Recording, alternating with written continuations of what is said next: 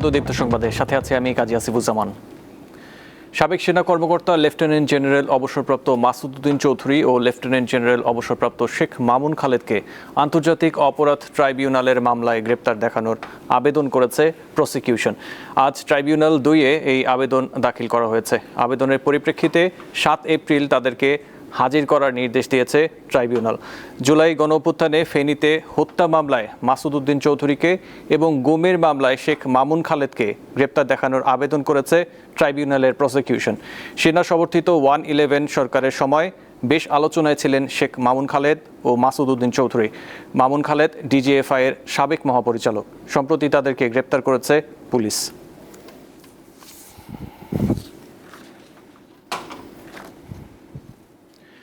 প্রধানমন্ত্রী তারেক রহমান আজ 4টি মন্ত্রণালয় পরিদর্শন করেছেন। সকালে সচিবালয়ে মন্ত্রিপরিষদ বিভাগে নিজ দপ্তরে প্রবেশের আগে তিনি বিদ্যুৎ, জ্বালানি ও খনিজ সম্পদ মন্ত্রণালয়, মহিলা ও শিশু বিষয়ক মন্ত্রণালয়, স্বাস্থ্য মন্ত্রণালয় এবং গণপূর্ত মন্ত্রণালয় পরিদর্শন করেন। এ সময় প্রধানমন্ত্রী মন্ত্রণালয় সংশ্লিষ্টদের সঙ্গে কথা বলেন এবং তাদের কাজের খবর নেন।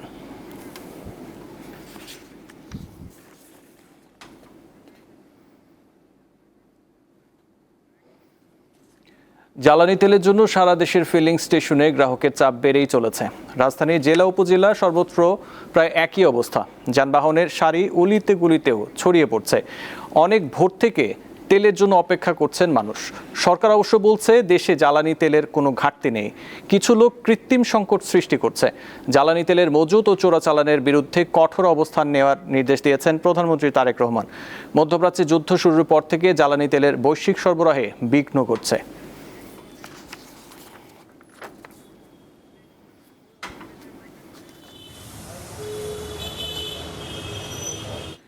দর্শক, জ্বালানি তেলের বিক্রির খবর জানাতে বিভিন্ন এলাকা থেকে যুক্ত আছেন আমাদের সহকর্মীরা। প্রথমেই চলে যাব নারায়ণগঞ্জে, রয়েছেন সহকর্মী গৌতম সাহা, এবং বরিশাল থেকে রয়েছেন মুর্তজা জুয়েল এবং ঢাকা থেকে রয়েছেন নূর আলম। প্রথমেই আমরা চলে যাব নারায়ণগঞ্জের গৌতম সাহার কাছে। গৌতম, নারায়ণগঞ্জের প্রয়োজনীয় তেল পাচ্ছেন কি, আর সেখানের বর্তমান অবস্থা আমাদের জানান।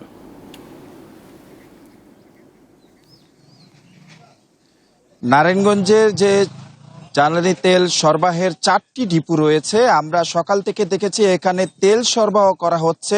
তবে যারা তেল সরবরাহ করছেন, যারা বিভিন্ন যানবাহন নিয়ে, তেলবাহী যানবাহন নিয়ে ডিপোগুলির সামনে দাঁড়িয়ে আছেন, তারা যে বিষয়টি অভিযোগ করছেন, তাদের যদি চাহিদা থাকে 14,000 লিটার, তাদের দেওয়া হচ্ছে 9,000 লিটার, অর্থাৎ চাহিদার শতভাগের তুলনায় 25 থেকে 30 ভাগ তাদের কম তেল দেওয়া হচ্ছে বলে তারা অভিযোগ করছেন। এবং এই ডিপো থেকে নারায়ণগঞ্জের ফতুল্লা এবং সিদ্ধিরগঞ্জের যে ডিপো রয়েছে জ্বালানি তেল সরবরাহ, এখান থেকে নারায়ণগঞ্জের যে 66টি পাম্প রয়েছে, সেই পাম্পগুলিতে এই জ্বালানি তেল সরবরাহ করছে। এবং এইখানে আমরা সকাল থেকে যে বিষয়টি দেখেছি, একের পর এক গাড়ি আসছে, গাড়ি প্রায় লম্বা সারি কিন্তু আমরা এখানে দাঁড়িয়ে থাকতে দেখা যাচ্ছে। এবং দীর্ঘ সময় অপেক্ষার পর তাদের যে কাঙ্ক্ষিত জ্বালানি তেলটি তারা সেখানে নেওয়ার জন্য ভিতরে ঢুকছেন, এবং অনেক সময় অপেক্ষার পরে চাহিদা মতো তারা তেলটি পাচ্ছেন না। এবং এদিকে জ্বালানি তেল মজুদ এবং কালোবাজারি রোধে ইতিমধ্যেই জেলা প্রশাসনের পক্ষ থেকে বিভিন্ন স্থানে অভিযান পরিচালনা করা হচ্ছে। অবৈধভাবে মজুদ করার অপরাধে করা হচ্ছে জরিমানা, এবং মজুদ না রাখার জন্য দেওয়া হচ্ছে কঠোর হুঁশিয়ারি। এবং সরকারের ঘোষণা অনুযায়ী ডিপোগুলিতে অনাকাঙ্ক্ষিত ঘটনা এড়াতে ইতিমধ্যে সেনাবাহিনী এবং পুলিশ কিন্তু এখানে মোতায়েন করা হয়েছে। তারা নিরাপত্তার চাদরে কিন্তু ঢেকে রেখে তারা দায়িত্ব পালন রেখেছেন। এবং পাম্পগুলিতে যে বিষয়টি আমরা দেখতে পাচ্ছি, যে সেখানেও কিন্তু তেল সরবরাহের যে বিষয়টি রয়েছে, পাম্প মালিকরা বলছে তাদের চাহিদা অনুযায়ী তেল পাচ্ছেন না, যার কারণে চালকদের কিন্তু তারা সেই পরিমাণ তেল দিতে পারছেন না। এবং গ্রাহকদেরও কিন্তু একটা বাড়তি চাহিদারও কিন্তু বিষয় রয়েছে, যা সংকটে পরিণত করছে। সবকিছু মিলিয়ে এখন পর্যন্ত জ্বালানি তেল সরবরাহ করা হচ্ছে ঠিক, তবে চাহিদা অনুযায়ী গ্রাহকরা পাচ্ছে না বলে অভিযোগ করছেন। এই ছিল আসলে আমার কাছে জ্বালানি তেল সরবরাহের এখন পর্যন্ত সর্বশেষ। জি, শুনছিলাম গৌতম আপনার কথা। এবার আমরা চলে যাব বরিশালে। মুর্তজা জুয়েল আছেন আমাদের সাথে। মুর্তজা, তেলের জন্য তো সেখানে দীর্ঘক্ষণ অপেক্ষা করতে হচ্ছে সবাইকে, সেখানে বর্তমান অবস্থা জানান। বরিশালের পাম্পগুলোতে তেলের সরবরাহ কেমন দেখছেন, আর চাহিদা মতো তারা পাচ্ছে নাকি তেল?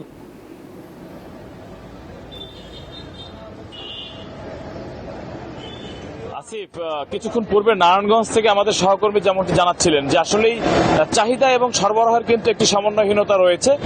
এক একটি তেলের পাম্পে প্রতিদিন 9,000 থেকে 15,000 পর্যন্ত কিন্তু চাহিদা রয়েছে। সেখানে তারা অর্ধেকেরও কম তেল ডিপো থেকে সরবরাহ পাচ্ছেন। সঙ্গত কারণেই তারা গ্রাহকদের চাহিদা অনুযায়ী পর্যাপ্ত তেল দিতে পারছেন না। তবে তেলের যে এই যে সংকট দেশ জুড়ে এটি কিন্তু ক্রমশই ঘনীভূত হচ্ছে। বিশেষ করে পেট্রোল এবং অকটেনের পাশাপাশি আজ থেকে কিন্তু আমরা বরিশালে ডিজেলের সংকট দেখতে পাচ্ছি। বর্তমানে যে পাম্পটিতে রয়েছি তারা পাম্প কর্তৃপক্ষ আমাদেরকে জানিয়েছেন যে এই ব্যস্ততম এলাকার এই পাম্পটিতে প্রতিদিন 10,000 লিটার ডিজেলের চাহিদা রয়েছে। সেখানে তারা আজকে কিন্তু কোনো ডিজেল পাননি। এর আগে শুক্র এবং শনিবারে সরকারি পাম্প থেকে তাদের তেল সরবরাহ বন্ধ ছিল।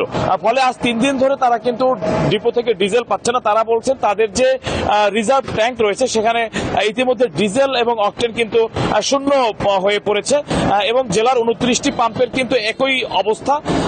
বিশেষ করে চাহিদা অনুযায়ী কেউই মোটরসাইকেল কিংবা বৃহৎ যানবাহন কেউই পর্যাপ্ত তেল নিতে পারছেন না। সরকারি নির্দেশনা অনুযায়ী ট্যাগ অফিসার নিয়োগ দেওয়া হলেও কার্যত তাদের কিন্তু আসলে এই দৃশ্য সকলের মতো দেখা ছাড়া কিছুই করার নেই। যেহেতু চাহিদা অনুযায়ী ডিপো থেকে এখন তেল সরবরাহ করা হচ্ছে না, সেক্ষেত্রে এই সংকট কিন্তু ক্রমশই ঘনীভূত হচ্ছে। ইতিপূর্বে কিন্তু আসিফ ডিপো থেকে স্বাভাবিকভাবে পাম্পগুলোতে তেল সরবরাহ করা হতো, কিন্তু গ্রাহকদের অতিরিক্ত চাহিদার কারণে বিপিসি ও নির্ধারিত কোটা অনুযায়ী সরবরাহ করা হয়েছে।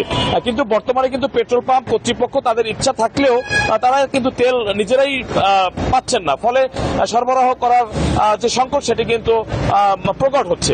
এই ছিল আসলে আসিফ বরিশাল থেকে তেল সরবরাহের তথ্য এখন পর্যন্ত। জি মুর্তজা, আপনি থাকবেন সাথে। এবার আমরা রাজধানী মহাখালী থেকে যুক্ত আছেন সহকর্মী নূর আলম, চলে যাব তার কাছে। নূর, রাজধানীর পাম্পগুলোতে আজ জ্বালানি তেল বিক্রি কতটা স্বাভাবিক রয়েছে আমাদের জানান। হ্যাঁ আসিফ, আমার দুজন যে সহকর্মী নারায়ণগঞ্জ থেকে এবং বরিশাল থেকে যুক্ত হয়েছে তাদের সূত্র ধরে যদি আমি বলতে চাই, অর্থনীতিতে একটি কথা আছে, যখন চাহিদা এবং যোগানের মধ্যে যখন ভারসাম্যহীনতা দেখা দিবে কিন্তু সেই প্রভাব কিন্তু পড়বে যে ভোক্তার উপযোগের ক্ষেত্রে, অর্থাৎ সেই চিত্র কিন্তু এই তেলের ক্ষেত্রেও কিন্তু এর প্রভাব তেমনটা আমরা দেখছি। যখন চাহিদা এবং যোগানোর ভারসাম্য থাকে না তখন কিন্তু যে ভোক্তার যে দ্রব্যের যে উপযোগ সেটা কিন্তু অবমূল্যায়ন হয়ে থাকে এবং তেলের ক্ষেত্রেও সেটা হয়েছে। যদি আমি রাজধানীর যে তেলের যে চিত্র সেটা যদি বলতে চাই, আমরা 10টার সংবাদেও কিন্তু যে বিষয়টা দর্শককে বলেছিলাম সেই বিষয়টিও কিন্তু আসলে একেবারে যদি বলতে চাই যে হাতে গোনা কয়েকটি ফিলিং স্টেশন রয়েছে যেগুলো তেল সরবরাহ করছে, কিন্তু সেগুলো হচ্ছে চাহিদার তুলনায় কম। এবং সেক্ষেত্রে আপনি যদি এখানে যদি আমি হিসাব বা সমীকরণটা যদি বলতে চাই, এখানে যদি 100টি হুন্ডা দাঁড়িয়ে বা মোটরসাইকেল বা যানবাহন থাকে, সেখানে তারা যে 50টির মতো কিন্তু তারা তেল সরবরাহ করতে পারছে। অর্থাৎ এতে করে কিন্তু যে ঘাটতি সে ঘাটতি কিন্তু থেকে যাচ্ছে। এবং আর পরে একটি থাকে যে যেমনটা আমাদের সহকর্মীরা বলছিল যে চাহিদার তুলনায় আসলে যোগান কিন্তু এখানে সীমিত। সেক্ষেত্রে আপনার সেই সীমিত সংখ্যক সরবরাহ দিয়ে কিন্তু আসলে তেল যে পাম্পগুলো রয়েছে তারা সেই সরবরাহ চালু রেখেছে। এবং আমরা বেশ কয়েকটি পাম্প ঘুরে দেখেছি তেলের পাম্প, সেখানে একেবারে সাইনবোর্ড লাগানো হয়েছে যে আসলে এখানে তেল নেয়।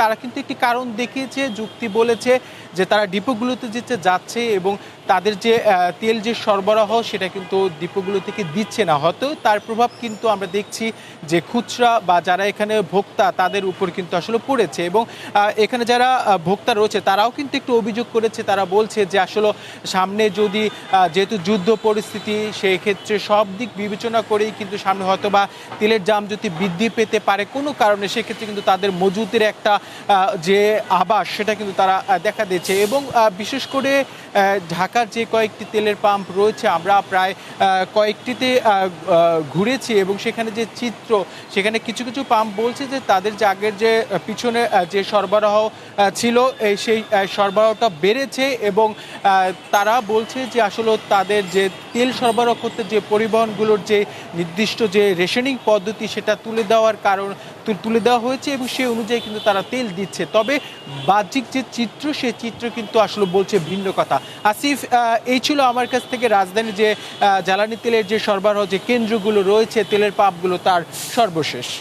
জি, আপনাদের ধন্যবাদ গৌতম সাহা, মুর্তজা জোয়েল এবং নূর আলম। বিশ্ব ঐতিহ্য সুন্দরবনে বারবার আগুনের ঘটনা ঘটেছে। গত বছর শুষ্ক মৌসুমে 6 মাসে 2 বার আগুন লেগেছে। 1.5 যুগে বনে আগুন লেগেছে 26 বার। আগুন নেভানোর কাজে বন বিভাগ রয়েছে নানা সীমাবদ্ধতা। শুষ্ক মৌসুমে সুন্দরবনে বাড়ে আগুন লাগার আতঙ্ক। গত বছরের মার্চে পূর্ব সুন্দরবনের চাঁদপাই রেঞ্জের ধানসাগর স্টেশনের কলমতলী ও গুলিশাখালী ফরেস্ট টহল ফাঁড়ি এলাকায় পুড়ে যায় প্রায় 26 একর জমির গাছপালা, লতাগুল্ম। অগ্নিকাণ্ডের বেশিরভাগ ঘটনাই ঘটেছে বনের শরণখোলা ও চাঁদপাই রেঞ্জে। অভিযোগ রয়েছে বেশিরভাগ আগুন লেগেছে জেলে মোয়ালদের অসাবধানতার কারণে। সুন্দরবন আমরাই ব্যবহার করি, আমরাই সবকিছু মাছ ধরি, কাঁকড়া ধরি, তারপরে ওই চরজাল দিই, আমরাই ব্যবহার করি। তাহলে আমাদেরকে সতর্কভাবে সুন্দরবনে থাকতে হবে। এছাড়া মাছ ধরার সুবিধার্থে বেশ কয়েকবার আগুন লাগিয়েছে স্থানীয় একটি চক্র। আগুন লাগিয়ে দেওয়ার ঘটনায় একাধিক মামলা হলেও জড়িতদের বেশিরভাগই আইনের আওতায় আসেনি। আমরা চাই সুন্দরবনটা ভালো থাকুক এবং সুন্দরবনটা সচেতন থাকুক, আগুন যেমন না লাগে। আগুন জ্বললে আমাদের ক্ষতি। সুন্দরবনে কোনো আগুন নিয়ে যাওয়া যাবে না, কোনো ম্যাচ লাইট, বিড়ি, সিগারেট এগুলো খাওয়া যাবে না। চলতি বছরের শুরুতে বনে অগ্নিকাণ্ড রোধে নানা পদক্ষেপ নিয়েছে বন বিভাগ। আমরা রেগুলার সিপিজি, বিটিআরটি সহ প্রতিদিনই এই সেনসিটিভ এলাকাগুলোতে পায়ে হেঁটে টহল করি, এলাকায় প্রচার প্রচারণা চালাই। যেমন আমাদের কিছু লিফলেট আছে, মসজিদে ইমামদের দিয়ে মসজিদে ধর্মীয়ভাবে আমরা এটাকে যাতে মানুষ এ ব্যাপারে সচেতন হয় সেভাবে আমরা সচেতন করি, বাজারঘাটে মাইকিং করি। এই কাজগুলো আমরা প্রতিনিয়ত করে যাচ্ছি। যারা ওই সব জায়গাতে মাছ ধরে সেসব জায়গাতে আমরা লোকজনকে আইডেন্টিফাই করেছি এবং আমরা একটা মোটামুটি একটা তালিকা করেছি। এই বছরই প্রথমত যেটা করেছি যে আমাদের বিগত বছরের 2টা ফায়ার ফাইটিং মেশিন ছিল, এই 2টা ফায়ার ফাইটিং মেশিনকে বুথে স্থাপন করে ইতিমধ্যে কিন্তু আমরা কার্যক্রম শুরু করে দিয়েছি, মহড়া দেওয়া হচ্ছে। আগুন লাগার কারণে আজ বিশ্ব ঐতিহ্য সুন্দরবন হুমকির মুখে। এই বিষয়ে কর্তৃপক্ষকে সক্রিয় হওয়ার আহ্বান জানিয়েছেন সংশ্লিষ্টরা। সিগারেট, মশাল ও অন্যান্য দাহ পদার্থ নিয়ে বনে প্রবেশ ও ব্যবহার সম্পূর্ণ নিষেধ। কামরুন নাহার, দীপ্ত, বার্তা কক্ষ।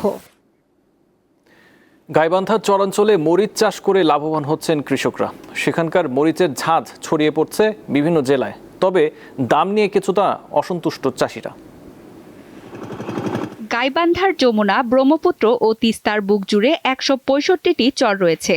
ছোট বড় এসব চরে চাষ হচ্ছে কাঁচামরিচ। বিস্তীর্ণ বালুমাটি এখন সবুজ মরিচে ভরা, যা কৃষকদের নতুন সম্ভাবনা খুলে দিয়েছে। এবছর আবহাওয়া অনুকূলে থাকায় মরিচের ফলন ভালো হয়েছে। মরিচ চাষে বিঘা প্রতি খরচ 3000 থেকে 3500 টাকা, আর উৎপাদন হচ্ছে 16 থেকে 17 মণ কাঁচামরিচ, যার বাজার মূল্য 60 থেকে 65,000 টাকা। মরিচ মোটামুটি খুব ভালো মরিচ হয়েছে, নাহলে তো 15-16 মণ মরিচ ওটা কাঁচায় তো বেচার মরিচ। মরিচ খুব ভালো মরিচ হয়েছে, মরিচ ভালো হয়েছে। আমরা চরের মানুষ, চরের এই মরিচের আবাদ, ভুট্টার আবাদ এলে করি। ফলন এবার ভালোই হয়েছে। সার বিশেষের দাম বাজার পাবো কি না পাবো, মরিচের দাম যেন আমরা ভালো মতন পাই। জেলা কৃষি সম্প্রসারণ অধিদপ্তরের তথ্য মতে এবছর 1970 হেক্টর জমিতে মরিচ চাষ হয়েছে। এবারে আমাদের মরিচের অর্জন 1970 হেক্টর। বর্তমানে মরিচের কর্তন চলমান। যে ফলন আসছে আমাদের কৃষি সম্প্রসারণ অধিদপ্তর থেকে আমাদের উপসহকারী কৃষি কর্মকর্তাগণ কৃষকের সার্বক্ষণিক যে পরামর্শ এবং সার, বীজ সহ আবহাওয়া অনুকূলে থাকায় কৃষক খুব ভালো ফলন পেয়েছে। কৃষকদের সরকারিভাবে সহযোগিতা করা গেলে চরের মরিচ চাষ দেশের অর্থনীতিতে বিশেষ ভূমিকা রাখবে বলে মনে করছেন সংশ্লিষ্টরা। সঞ্জিদা স্নিগ্ধা, দীপ্ত, বার্তা কক্ষ। করোনাকালে চাকরি হারিয়ে চরম বেকায়দায় পড়েন, কিন্তু হতাশ না হয়ে বাবার দেয়া জমিতে শুরু করেন বরই চাষ। এখন সেই বাগান থেকে বছরে আয় করছেন 12 থেকে 13 লাখ টাকা। এই সাফল্য চাষির নাম মোহাম্মদ হোসেন, বাড়ি ভোলার লালমোহনে। ভোলার লালমোহন উপজেলার বাসিন্দা মোহাম্মদ হোসেন একসময় রাজধানী শেরেবাংলা নগরের কৃষি বিশ্ববিদ্যালয় ও ময়মনসিংহ কৃষি বিশ্ববিদ্যালয়ে 4র্থ শ্রেণীর কর্মচারী হিসাবে কাজ করতেন। পরবর্তীতে মেট্রো রেলে চাকরি নিলেও করোনা মহামারীতে হারান সেই চাকরি। বাধ্য হয়ে ফিরে যান গ্রামে। বেকারত্বের কঠিন সময় পার করছিলেন তিনি। পরে বাবার দেওয়া জমিতে 150টি উন্নত মানের বরই গাছের চারা এনে শুরু করেন চাষাবাদ। আমার একটা দৃঢ় বিশ্বাস ছিল রাজশাহী, চাঁপাইনবাবগঞ্জ, উত্তরবঙ্গ সব জায়গায় যদি ফল হইতে পারে তাহলে আমার দেশে কেন হবে না? কিন্তু আমি যখন আমার এই বাগান যখন আমি শুরু করি বাবার থেকে জমি নিয়ে যখন শুরু করি, অনেকে আমাকে পাগলও বলছে যে পাগলামি দেখো, পাগল এটা কি লাগায়। প্রথম আমি গাছ আনাইছি 150 পিস গাছ দিয়ে আমার এই খামার শুরু। এখন আমার বাগানে প্রায় 700-র উপরে গাছ আছে। বর্তমানে 160 শতাংশ জমিতে গড়ে তুলেছেন হোসেন মিশ্র ফল বাগান। তার বাগানে রয়েছে 700-র বেশি বড়ই গাছ। প্রতি কেজি 140 টাকা দরে 4 থেকে 5 টন বড়ই বিক্রি করেছেন তিনি। চাষ করার পর থেকে আমি দেখতেছি, আমি যখনই চাষ শুরু করছি তার 1 বছর পর থেকে আল্লাহ আমার মুখ তুলে আমার সুদিন চাইছে। আমি প্রতি বছরে মোটামুটি ভালোভাবে একটু লাভবান আছি। এখানে জমি আছে হলে 180 শতাংশ। 180 শতাংশের ভিতরে আমার পুরো কুল বাগানে আছে 160 শতাংশ। আর বাকিটি সুগারি গাছ, বিভিন্ন গাছপালা আছে। বছরে এখন আমার নেট ইনকাম আছে, আপনার খরচ বাদে ইনকাম আছে 12 থেকে 13 লক্ষ টাকা। বড়ই কিনতে প্রতিদিনই খামারে ভিড় করেন খুচরা ও পাইকারি ক্রেতারা। সুস্বাদু, মানে বাজারে যদি 100 টাকা, এটা 200 টাকা কিনলেও আমাকে লাভ আছে। গ্রাহকের ব্যাপক চাহিদা আছে, কিন্তু উনি চাহিদা মিটাতে পারতেছে না জায়গার স্বল্পতার কারণে। ইয়াং জেনারেশন যারা আছে, ওরা যারা বেকার আছে, তো আমরা চাচ্ছি আগামীতে আমরাও একটা বড়ই খামার করব। বেকারত্ব নয়, চাই সঠিক সিদ্ধান্ত আর উদ্যোগ। হোসেনের বড়ই বাগান প্রমাণ করেছে কৃষিতেই লুকিয়ে আছে সম্ভাবনার নতুন দিগন্ত। সঞ্জিদা স্নিগ্ধা, দীপ্ত, বার্তাকক্ষ। এবার মধ্যপ্রাচ্য যুদ্ধের খবর। মধ্যপ্রাচ্য যুদ্ধে যোগ দিল ইরান সমর্থিত ইয়েমেনের হুতি বিদ্রোহীরা। গতকাল থেকে এখন পর্যন্ত ইসরায়েলের দিকে 2 দফা ব্যালিস্টিক ক্ষেপণাস্ত্র ছুড়েছে তারা। হুতিরা যুদ্ধে জড়িয়ে পড়ায় লোহিত সাগরে জাহাজ চলাচল অনিরাপদ হয়ে পড়তে পারে বলে মনে করছেন বিশ্লেষকরা। ইরানের বিপক্ষে যুক্তরাষ্ট্র ও ইসরায়েলের যুদ্ধের 1 মাস পূর্ণ হলো। 28 ফেব্রুয়ারি শুরু হওয়া এই যুদ্ধ এরই মধ্যে মধ্যপ্রাচ্যের বিভিন্ন দেশে ছড়িয়ে পড়েছে। ইরানে নিহত হয়েছে অন্তত 1900 জন। লেবাননের প্রাণহানি 1150 ছাড়িয়েছে। ইরাকে 96 এবং সৌদি আরব ও সংযুক্ত আরব আমিরাত সহ উপসাগরীয় দেশগুলোতে কমপক্ষে আরও 30 জনের প্রাণ গেছে। শনিবার ইরানের বিভিন্ন জায়গায় হামলা চালায় যুক্তরাষ্ট্র ও ইসরায়েল। এতে দেশটির কেরমানশাহ প্রদেশে অন্তত 20 জন নিহত হয়েছে। ভোরে রাজধানী তেহরানে অবস্থিত বিভিন্ন সরকারি স্থাপনা এবং একটি বিশ্ববিদ্যালয়েও হামলা চালানো হয়। এর আগে শুক্রবার ইরানের কয়েকটি পরমাণু স্থাপনায় হামলা চালায় ইসরায়েলি বাহিনী। হামলার পর কড়া জবাবের হুঁশিয়ারি দিয়েছে তেহরান। কুয়েত আন্তর্জাতিক বিমানবন্দরে ড্রোন হামলার ঘটনা ঘটেছে। এর জন্য ইরানকে দায়ী করছে কুয়েত। আর সৌদি আরবের প্রিন্স সুলতান বিমান ঘাঁটিতে ইরানের ক্ষেপণাস্ত্র হামলায় যুক্তরাষ্ট্রের 12 সেনা আহত হয়েছেন। এদিকে ইসরায়েলের দিকে ব্যালিস্টিক ক্ষেপণাস্ত্র ছুড়ে আনুষ্ঠানিকভাবে যুদ্ধে যোগ দিয়েছে ইয়েমেনের হুতি বিদ্রোহীরা। অবশ্য এই ক্ষেপণাস্ত্র প্রতিহত করার কথা জানিয়েছে ইসরায়েল। বিশ্লেষকরা বলছেন, হুতিরা যদি লোহিত সাগরের জাহাজ চলাচলের পথ বন্ধ করে দেয় তাহলে বিশ্ব বাণিজ্যে ব্যাপক নেতিবাচক প্রভাব ফেলবে। এছাড়া হুতিদের ধারাবাহিক হামলা ইসরায়েলের আকাশ প্রতিরক্ষা ব্যবস্থার উপর অতিরিক্ত চাপ সৃষ্টি করবে বলে মনে করছেন অনেকে। যুদ্ধের একটি সম্ভাব্য কূটনৈতিক সমাধান খুঁজতে শুক্রবার রাশিয়ার পররাষ্ট্রমন্ত্রী ও ইরানের পররাষ্ট্রমন্ত্রী গুরুত্বপূর্ণ ফোনালাপ করেছেন। এছাড়া পাকিস্তানের প্রধানমন্ত্রী শাহবাজ শরীফের সঙ্গে ঘণ্টাব্যাপী ফোনে কথা বলেছেন ইরানের প্রেসিডেন্ট মাসুদ পেজিশকিয়ান। আশরাফ শুভ, দীপ্ত, বার্তাকক্ষ। ফিফা র্যাঙ্কিংয়ে আরও এক ধাপ পিছিয়ে পড়ল বাংলাদেশ। হালনাগাদ করা তালিকায় হামজা চৌধুরী, জামাল ভুঁইয়াদের দলের অবস্থান এখন 181 নম্বরে। অন্যদিকে বাংলাদেশকে হারানো ভিয়েতনাম 5 ধাপ এগিয়ে 103 নম্বরে উঠেছে। শীর্ষ 10-এর কয়েকটি দলেরও র্যাঙ্কিংয়ে ওঠানামা হয়েছে। বিশ্ব চ্যাম্পিয়ন আর্জেন্টিনা 1 ধাপ পিছিয়ে 3 নম্বরে নেমেছে। আর আর্জেন্টিনাকে টপকে 2-এ উঠেছে 2বারের বিশ্ব চ্যাম্পিয়ন ফ্রান্স। শেষ 5 ম্যাচে 4টিতেই জেতা স্পেন শীর্ষস্থান ধরে রেখেছে। অবস্থান অপরিবর্তিত আছে 4র্থ স্থানে থাকা ইংল্যান্ডের। তবে 1 ধাপ এগিয়েছে ক্রিস্টিয়ানো রোনালদোর পর্তুগাল। 6 থেকে 5 নম্বরে উঠে এসেছে দলটি।